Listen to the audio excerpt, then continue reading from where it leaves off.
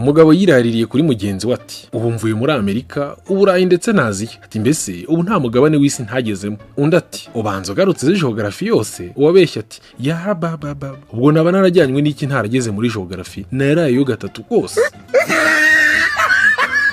Umukobwa witwa Dusabe witaga mwiza cyane yagiye mu misa, yumva padiri wari wasomye misa, dore ko nawe yari umusore muto, avuga ati dusabe nyagasani Imana yacu, nk'uko bisanzwe mu misa. Wa mukobwa byumvise aritaba ati karame padi, ese nawe wambonye?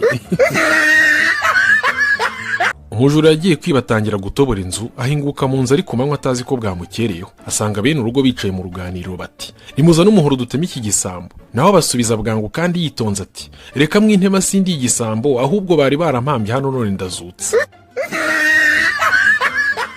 Muri tagisi zitwara abagenzi i Kigali, umugenzi umwe yaravuze ati maje Rwanda sigara. Tagisi irahagarara avamo, yigiye imbere gato, undi ati sonatibe ndavamo. Yongera kuyigira imbere, umukobwa wari ugeze i Kigali bwa mbere ati Kirisitina ndavamo.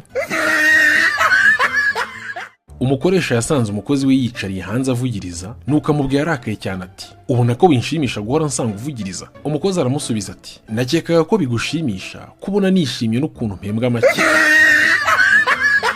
Umugabo yagiye ku rugendo, asiga abwiye inshuti ati nyaboneka nihagira igihinduka iwanjye uzabimenyeshe. Hashize ibyumweru bitatu, ya nshuti yiramutelefone iti ihutire kugera iwawe, kuko kuva wagenda kanaka yararaga iwawe akagenda mu museke. Wa mugabo ati kuki utabimbwiye kare? Umushuti we ati wambwiye ko nzabikumenyesha nihagira igihinduka, none iri joro ntiyaje.